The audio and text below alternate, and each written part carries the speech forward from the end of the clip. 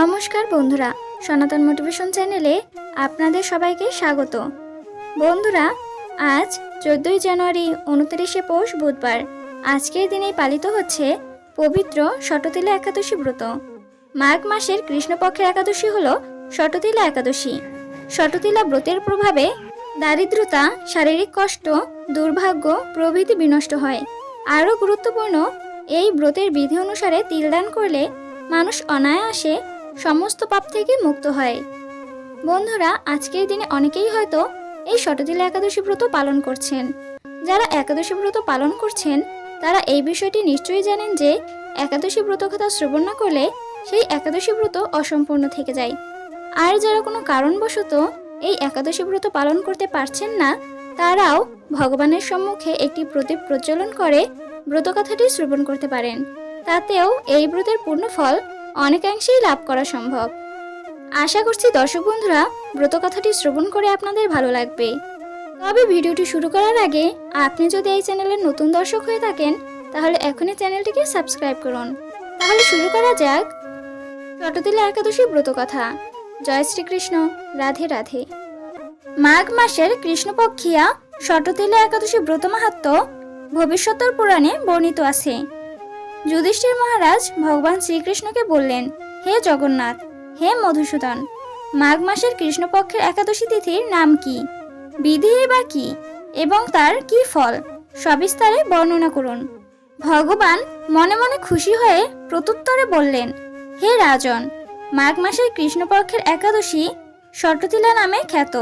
এক সময় দালব্য মুনিশ্রেষ্ঠ পুলস্ত ঋষিকে জিজ্ঞাসা করেছিলেন, মর্তলোকে মানুষেরা ব্রহ্মহত্যা, গোহত্যা, অন্যের সম্পদ হরণ আদি পাপকর্ম দ্বারা নরকে গমন করে।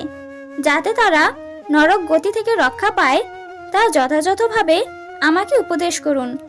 অনায়াসে সাধন করা যায় এমন কোনো কাজের মাধ্যমে যদি তাদের এই পাপ থেকে উদ্ধারের কোনো উপায় থাকে তবে তা কৃপা করে আমাকে বলুন। ঋষি পুলস্থ প্রসন্ন হয়ে বললেন, হে মহাভাগ, তুমি যথার্থ একটি গোপনীয় উত্তম বিষয় প্রশ্ন করেছ। মাঘ মাসে শুচি জিতেন্দ্রিয়, কাম ক্রোধ প্রভৃতি শূন্য হয়ে স্নানের পর সর্বদেবেশ্বর ভগবান শ্রীকৃষ্ণের পূজা করবে। পূজাতে কোনো বিঘ্ন ঘটলে কৃষ্ণ নাম স্মরণ করবে। রাত্রিতে অর্চনান্তে হোম করবে। তারপর চন্দন, অগরু, কর্পূর ও শর্করা প্রভৃতি দ্বারা নৈবেদ্য প্রস্তুত করে ভগবানকে নিবেদন করবে। কুষ্মাণ্ড অর্থাৎ কুমড়ো, নারকেল অথবা 100 গুবাক অর্থাৎ সুপারি দিয়ে অর্ঘ্য প্রদান করবে। কৃষ্ণ কৃষ্ণ কৃপালুস্তম গতিনম গতির্ভব ইত্যাদি মন্ত্রে শ্রীকৃষ্ণের পূজা করতে হয়। কৃষ্ণ আমার প্রতি প্রীত হন বলে যথাশক্তি ব্রাহ্মণকে জলপূর্ণ কলস, ছত্র, বস্ত্র, পাদুকা, গাভী ও তিলপাত্র দান করবে। স্নান দানাদি কার্যে কালো তিল অত্যন্ত শুভ।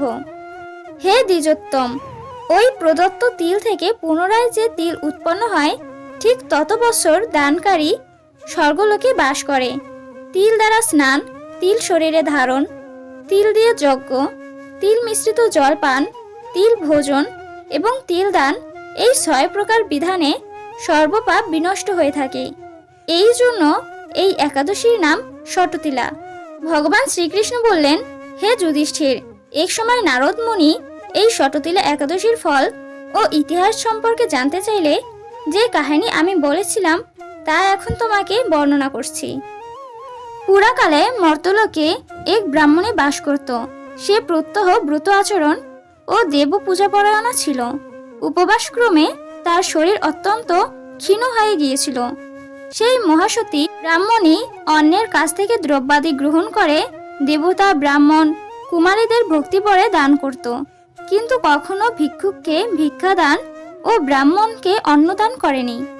এইভাবে বহু বছর অতিক্রান্ত হলো। আমি চিন্তা করলাম, কষ্টসাধ্য বিভিন্ন ব্রত করার ফলে এই ব্রাহ্মণের শরীরটি শুকিয়ে যাচ্ছে। সে যথাযথভাবে বৈষ্ণবদের অর্চনা করছে, কিন্তু তাদের পরিতৃপ্তির জন্য কখনো অন্নদান করেনি। তাই আমি একদিন কাপালিক রূপ ধারণ করে তামার পাত্র হাতে নিয়ে তার কাছে গিয়ে ভিক্ষা প্রার্থনা করলাম। ব্রাহ্মণী বলল, হে ব্রাহ্মণ, তুমি কোথা থেকে এসেছো, কোথায় যাবে? এখানে আসার উদ্দেশ্য কি তা আমাকে বলো। ভগবান বললেন, হে রমণী, আমি একজন ভিক্ষুক। ভিক্ষাই আমার কর্মবৃত্তি। আমাকে ভিক্ষা দিন, ভিক্ষাং দেহি। তখন সে ব্রাহ্মণী অত্যন্ত রাগান্বিত হয়ে আমার পাত্রে একটি মাটির ঢেলা নিক্ষেপ করলো। ব্রাহ্মণের মনোভাব বুঝতে পেরে স্মিত হেসে আমি সেখান থেকে চলে গেলাম। বহুকাল পরে সেই ব্রাহ্মণী ব্রতের সুফল পেয়ে সশরীরে স্বর্গে যাত্রা শুরু করলো। মাটির ঢেলা দানের ফলে একটি মনোরম গৃহ তার প্রাপ্ত হলো। কিন্তু হে নারদ, সেখানে কোনো ধান চাল বা কোনো প্রকার অন্ন ছিল না।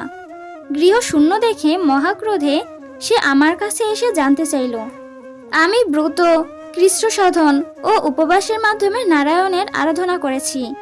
এখন হে জনার্দন, আমার গৃহে কিছুই দেখছি না কেন? হে নারদ, তখন আমি তাকে বললাম, সত্য রমণী, তুমি জীবনে অনেক কিছু করলেও কখনো কাউকে অন্নদান করনি। পরিবর্তে ভিক্ষা হিসেবে মাটির ঢেলা দিয়েছ। একাদশীর সুফলে তুমি সশরীরে স্বর্গে যাত্রা করেছ। মাটির ঢেলা দানের ফলে মনোরম গৃহ পেয়েছ। অন্নদান না করার জন্য তুমি এখানে অন্নহীন রয়েছ। ব্রাহ্মণী নিজের ভুল বুঝতে পেরে আমার চরণতলে অঝরে কাঁদতে কাঁদতে ক্ষমা প্রার্থনা করতে লাগলো। প্রভু, আমায় ক্ষমা করে দিন, অনেক বড় ভুল করে ফেলেছি, এর উপায় বলে দিন।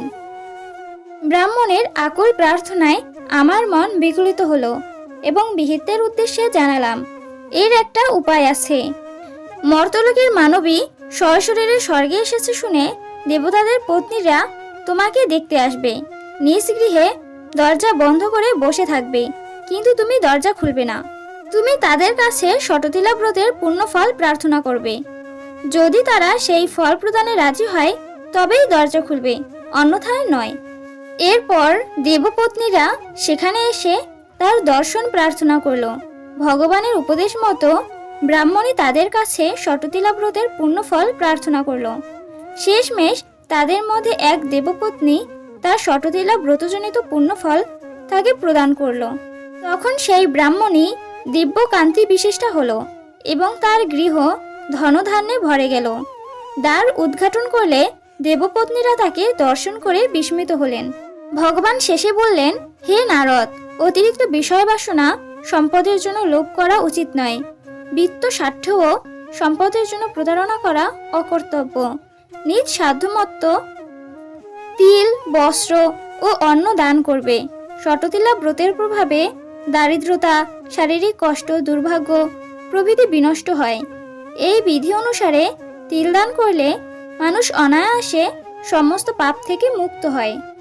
আশা করছি দর্শক বন্ধুরা ব্রতকথাটি শ্রবণ করে আপনাদের ভালো লেগেছে। ভিডিওটি ভালো লাগলে অবশ্যই একটি লাইক করবেন এবং আপনি যদি এখনও এই চ্যানেলটিকে সাবস্ক্রাইব না করে থাকেন তাহলে এখনই চ্যানেলটিকে সাবস্ক্রাইব করুন। ধন্যবাদ। হরে কৃষ্ণ।